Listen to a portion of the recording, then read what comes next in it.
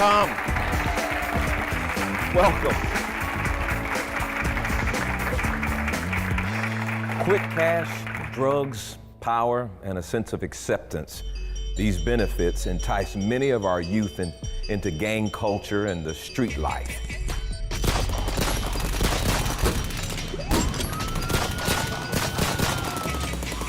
It's a lifestyle filled with violence, betrayal, and eventually long prison sentences, or worse, death. Now, my guest today is a former Crips leader turned activist, Big U. Big U is the founder and executive director of Developing Options, a nonprofit organization that offers youth on the streets a choice beyond the gang violence, drugs, and crime through education, training, and athletics. I want you to stay tuned to find out what he's doing to keep our next generation productive and safe. I'm Creflo, and this is your world.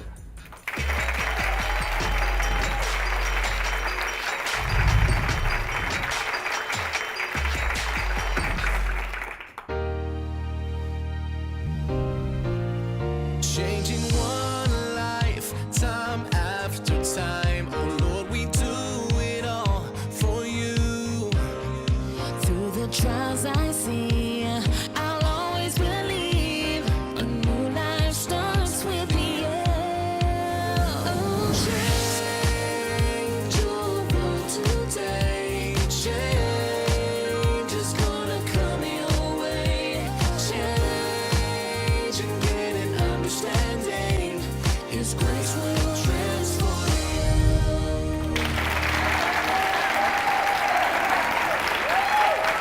My guest today has made it his mission to empower our communities to strive for a safe and thriving environment for our youth. Eugene Henley, better known as Big U, founded Developing Options to create viable solutions for our youth who believes that the street life is the only life they can have. Please help me welcome Big U to your world. Yeah. Finally. Good to see you, man. Good to see you. I am really looking forward to this talk today. This is an interview that I'm excited about. Your story, it's thrilling. It's a book, it's a movie, and it's a docu-film. Right. And I'd like for you to take this moment now and take us into your world. How did it begin? Go all the way back to teenager.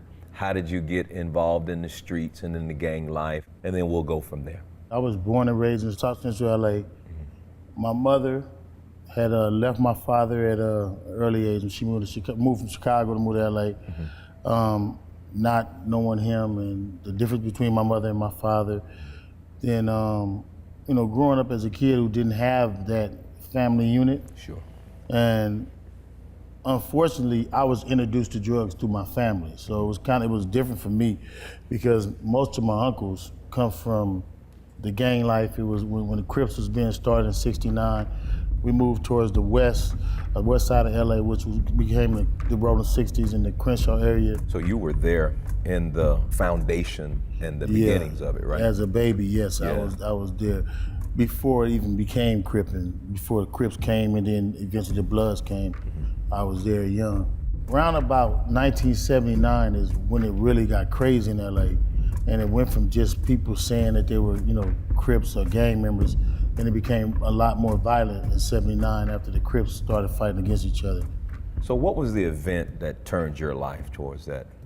In junior high in the 7th grade, I had got jumped actually by a rival gang, which became a rival gang. I wasn't actually in the gang atmosphere. I was still playing sports and still entwined and trying to do other things. And coming from school, I had got jumped by which would eventually be the A-Trade gangsters, because they assumed I was a part of the rolling 60s. And so when that started going in, and it changed me, it changed the way I looked at it. So they eventually made me become their enemies. And I'm like, okay. And so that really changed it. It changed it for me and it changed it for my family. And so it became us versus them, and we kind of spiraled up from there. And they're doing robberies and just basically trying to do anything to them to hurt them. And I say come about 6 months into the school year, that's when Tyrone got killed, which had the most impact on Los Angeles, on LA culture. So who was Tyrone? Little brother of Big Rick, who was a shot caller for the Rolling 60s at the time. When he got killed, the violence in LA just took off. Maybe inside of a year's time, it was maybe 20 murders, and that had never happened. And you're talking about young people aged 13 to, dying at 13 to 16, and it was young. It was it was amongst the younger people, because the Rolling 60s at the time was a very young gang compared to the gangs who were already going. And it wasn't no real leadership, it wasn't no real structure. It wasn't nobody saying, no, don't go do this, don't do that. It was more everybody, it was an arms race. So about 82, 83 is when crack cocaine hit. And crack cocaine ushered in more money and more money, drugs, and guns. So the violence went from guys using 38 specials or putting zip guns together to having automatic weapons. So when the cocaine came into the city, the guns came in also. So in LA, the expectancy of life changed. We were always talking about, if I make it to 18, if I make it to this age. I got kicked out of California in 82, 83. I got incarcerated, me and a couple other guys, for a lot of other things, and they couldn't find us guilty on those things, but they wouldn't release me back to California. So they made me go to Chicago to live with my father. It was my first time meeting my father. And how old were you then? 16 years old. I was 16, about to turn 17. It was my first time meeting him. I was petrified of him because of what I had heard from my parents, my mother and my mother's side, about who the man was. When I did good, I was her son. When I did bad, I was his son. So by the time I met him, I had already been shot 2 times. The first time I got shot, I was 14. Second time I got shot up, I think it was when I went to Central Juvenile Hall, I had just got shot.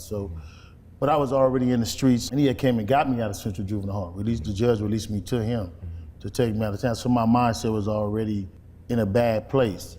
But when I met him, I had learned about owning my own business, because he owned his own construction company and he worked for another construction company. So he was good for me, but if I'd have met him earlier in my life, I think I would have been a different person. And I think that's the story for a lot of the youth right now, and the importance of having a father in the home, or a mentor, or somebody that can pattern life for you. It's one thing to get counsel from people, and that's good.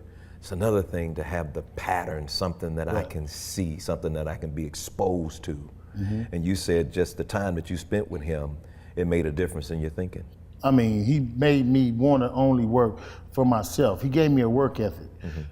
Even though I didn't follow what he was doing then, and as I got older, I was able to go back and look at the work he did, and then appreciate it.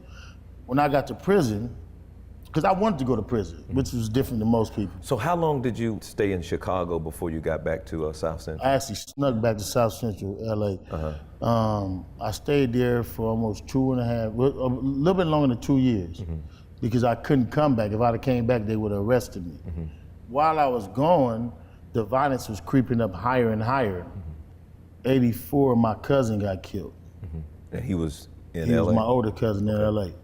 So it was basically like the homies like, you need to hurry up and come back home, because in our mind, we in a war. And so you ended up going to prison, and I think you just said you wanted to go to prison? I had wanted to go to prison because it was about, like I tell kids today, that we follow the most ignorant person in the pack. That's the gang culture. Wow, did y'all hear that? and that's what's wrong with us. So prison to us in the streets was like a rite of passage. It was like, don't go to prison, don't get raped, don't tell, come out strong, you're gonna get a party, you come home, and you're gonna be celebrated. So, ready for my turn, wherever I go. I didn't want to go for a long time, but I want to just go and prove myself. What was the sentence, the longest sentence that you got? 23 years. They actually sentenced me to 56, but I had to fight that down to 23. So, And during that time, did you ever spend any time in the hole? yeah, I did 3 years and 9 months in solitary confinement. Explain to us what the hole is. Well, it's the only time I ever been scared in my life. Well, I thought I was gonna go crazy. Let me say this, I don't know how to explain it to you other than that. It was the one time where I feel like I had no control.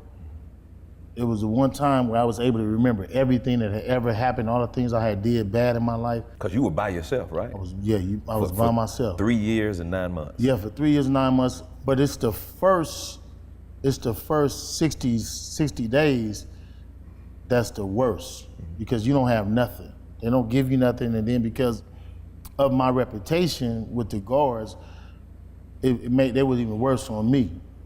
And look, I wouldn't wish that on my worst enemy. Wow. Because I was watching brothers really going crazy, and that was the scary part to me, knowing that I knew somebody who was sane, and in 6 months he was throwing feces on himself. I was scared because I didn't want to go crazy. I didn't want to lose it. And so what I used to do was I used to take toilet paper. I put Cheerios or ketchup or mustard on it and try to make jigsaw puzzles, let it dry, and then cut it up in pieces and just try to put it together and just try to count. Just try to do anything that's, to stay within yourself and to stay sane, because you lose track of time. And then when you lose human touch, it's devastating. I can't even fathom 3 years, forget about the extra 9 months, but Right. 3 years, no human contact, Yeah. no conversation. It's almost like you're taking humanity Yeah. and creating something that didn't go in. Something different comes out than what goes in. I just want to add this. This is because in the first 60 days, what really was the small things that you lose contact. When you sitting there and you have to not shower, you can't wash, and then I think they gave. For 3 years? No, just for the first 60 days. Okay. Well, I mean, for the first 60 days. Yeah, that's.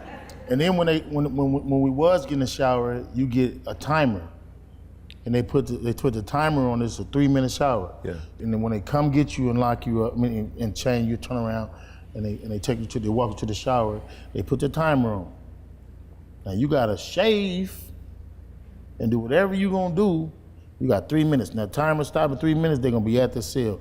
If you're not ready to handcuff and come out, then they gonna push the alarm and they gonna say that you're resisting.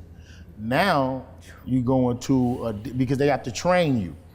They have to train you to move on their time. So, I mean, they put you in the conditions to make you not want to go back. So, I'm thinking about. Would you agree with me that it had to be the grace of God to get you through all of that? wow. And then, yeah. To be able to. No, it definitely was. And it was definitely me being able to go back and read. And it was crazy because I was able to memorize the chapters of the Bible. And that's where my mother kicks in, because I was raised in the church. So with everything that you had to go through, tell us about the revelation. Where was the place? What was the time that you really got a hold of that something needed to be done, and how God would use you to get it done? While I was in the hole, I think a sergeant I went to the shower one time, and a sergeant and the captain came to me and said that a guy in the next cell block said he know you, he recognized you. And he said that if I come talk to him, I let them talk to him, he'll take a shower. So he said, well, if you talk to him, we'll start letting you go to the yard more. And I'm like, all right. So they took me out and they put you in these stand-up cells. And when they bring the brother out, it's blue. And I'm talking to him, but I can't recognize him because the hair grew so long and matted, and he had such an odor on him. And I'm trying to get to him, and he finally said, I'm blue, this is blue. And I'm looking, I'm like, man, what happened to you? So you knew him? I knew him, but I couldn't recognize him, and he was smelling so bad from the feces. And I was like, what happened? And then I couldn't even talk to him long. And I'm like, look, you need to go clean up and all that, and then we'll come back. And I asked him to come, let him shower up. But when I got back to my cell, it had dawned on me that he had been free. And I was thinking like this is what I'm gonna go home to. So, and I used to do so much reading, and I was thinking that my mother used to always ask me, like, what are you gonna do to make a change in the world? I felt like I didn't wanna go back home and be known as the villain, as the bad guy. And reading, because I should study theology. And I was trying to find a way to how I can come out the belly of the beast and help people. And then I was looking at Blue, and I'm like, he had just been home, and he only been in the hole a year. And what was there out there for him? And I wanted to be able to save people, and my mother to be proud of me. You know what I mean? And my father to be proud of the person I can be. I didn't want to come back and be that same person. The person that would be free and then come back in that Exactly. condition. So developing options. Right. Talk to me about it. What is it? What is it designed to do? And up to today, what has it accomplished? Well, Developing Option was a birth child of mine, and what we want to do was reach the youth and impact gang violence. My whole sole purpose was to impact the gang violence in LA. What can I do, and how can I help to stop our kids from killing each other? So when I was in prison, I used to hear about my partners doing sports programs, and then I was trying to figure out what was lacking. So I had an idea with what the city was already trying to implement in the gang program, to say that let me come home and bring the different gangs that's warring with each other together to where they have to work in the same organization. So what I was doing with Developing Option is not new, and it's not a new program with gangs, but the way I went and did it was different.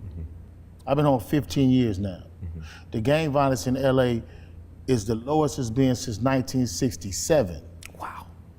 That's You know awesome. what I'm saying? Yeah. Yeah, that's awesome. Yeah. And Crippin started in '69, so we're actually lower now than we were when Crips started. So our violence is down that low, and it's not due to incarceration or anything else other than the communication between the gang leaders. It was more of a people who respected me getting involved. Because before I came home, most dudes who were OGs would not get involved in the gang intervention program, because they didn't respect either. They didn't believe that the police would be right with them, or it'd be a setup, or just mistrust. So what was the biggest thing is when I came home and got involved in it, and the guys who had respected me throughout the streets and seen that I was doing it, then they were more ready to get involved in it. So then that gave me the ability to be able to reach out to certain guys in different areas. So like right now today in hip hop, I do a lot of work with the hip hop community. I was instrumental when I came home in making Suge and Snoop squash their beef. And then that's what happened with the gang banging in LA. V&Gs who would never talk to Rolling 60s, A-Trays and all this, who would never talk, now had to be in a room if you want to get your paycheck. You know what I'm saying? I see what you're saying. So you're the advocate between whatever situation is going on, and if you want to get your paycheck, you got to come over here, and we got to squash this situation and deal with this situation in order to do that. Oh, so God took you, gave you this deal of, let's communicate. We got to sit down at the table of understanding. Yes, sir. Come, let us reason together. But also at the same time, gave you the ability to employ or put people in employment that were from different gangs, and they have to learn how to work together. And then it's a spiritual thing too, because you can't move if you don't have the help of God with you. It's not gonna happen. If you don't have people who right or trying to get right in their life, it's gonna be something adverse just moving you in a different direction. So you got to want it. You gotta want it, or it gotta be somebody strong enough to want it. Yeah. And I want to get to heaven. Yeah. I'm selfish. Y'all hear that? Y'all hear that?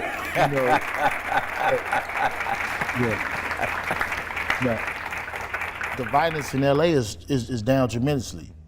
But then I'll go to other cities where I'm reaching out to other people and they still in the culture, they think it's still so much violence in LA. And now, like with shows like this, we can get the message out that it's not like that. I hope you heard today, Big U say, I want to do what I got to do to make it to heaven, And one of the things that I want to make sure that you guys understand, what do I have to do to make it happen? Heaven. There was a guy who asked this question in the book of Acts, what must I do to be saved? And the answer was, believe in the Lord Jesus Christ, and you and your house shall be saved. God's not judging us based on our sins.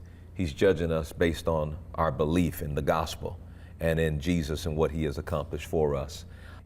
This is an amazing outreach ministry. God's all in this thing. Right, yes, sir. And he uses whoever he wants to use. And I praise God that he chose to use Big U to come in and to make an impact. And it's really about, and it's the honest God truth, I see it work all the time, helping the kid find something that they want to do. That is the key. Valuing, somehow or another, these kids don't feel like they're valued. Yes. And what you're doing is you're showing them value. Yes. My daddy left me, I don't feel like I'm valued. I'm rejected, I don't feel like I'm valued. I can't figure out what I'm supposed to do. I'm searching for significance, I don't feel like. And then you come along and say, listen, if anybody who can understand not feeling valued, I certainly can understand, but let me tell you something. You're valuable. Right. You're valuable to God. There's a reason why you're here on the planet. You've got something you're supposed to do. Let's get in line, find out what we need to do, and let's quit following, how'd you put it, the most ignorant person in the world. That's awesome right there, boy. Yes, sir. Oh, man. Yes, sir. I just want to thank you, first of all, for taking the time out to come and do this. I look forward to this ministry taking over this country. I just want to urge you guys who have heard this testimony today, support Big U and what he's doing. Support his organization. Support this ministry that's changing people. We look all the time for how we can make a difference, and maybe you haven't been called to do that, but here's a man who has been called to do that. Put your support behind what he's doing to make a mark in our communities that can never be erased. I want to mark this day. I don't ever want to forget this, man. I want to have something we can see to say we sat down and had a conversation, a significant conversation, and this is a grace covenant, and I'm a witness of our time together, and I want to sign the top of this as pastor and encourager, and I want you to put your hand cocked right here under the righteousness of God, because that's who you are, man. And we are so grateful. We are so grateful. Don't you appreciate this testimony and this life and this ministry? It's amazing. It's amazing, man.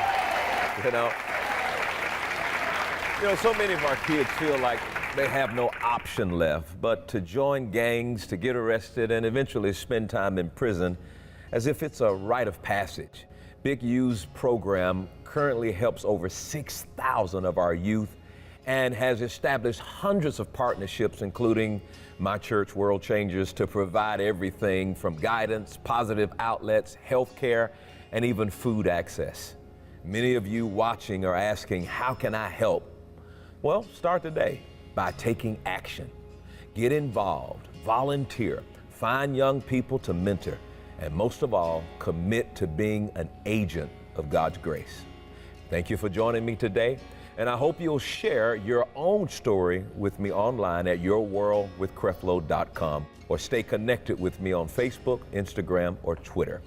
God bless you, and I'll see you next time right here on Your World.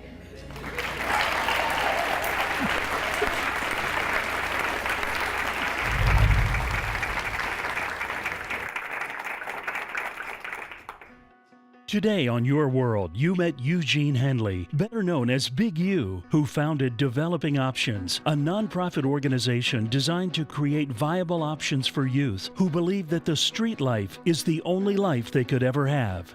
Big U serves as an inspiration. He turned his own life around, transforming from living the street life as the leader of the Crips to an activist and beacon of hope for our youth. And Creflo Dollar wants you to realize that within you is that same beacon of hope, designed by God to influence and impact those in need around you. Creflo Dollar has put together a collection of materials you can receive right now that will help set you in motion to be the guiding light for others. His 2-CD series, The Power of Influence, will show you step by step how to tap into the realm of influence you were meant to have to guide others to their full potential in Jesus Christ. Are you ready to step up and receive the mantle of power and grace He's planned for you? In Creflo Dollar's 3-CD series, God's Plan for Your Life, you'll learn just that, how to access your own potential for inspiration and influence, and how to achieve the best life God has for you. And as another bonus, you will also get the uncut interview on DVD from today's show. You only saw a small part of the interview between Creflo Dollar and Big U. Watch the entire conversation and learn how to influence others and become that beacon of hope you were always destined to be. So now receive the full collection, his 2-CD series, The Power of Influence, and the 3-CD series, God's Plan for Your Life, and the entire uncut interview from today's show. Receive all of this now for your tax-deductible donation of only $35 or more. Make the choice to call right now to start your life on the path of inspiration and influence. Call the number below right now. Your love and financial support makes it possible to bring this message into millions of homes all across the globe.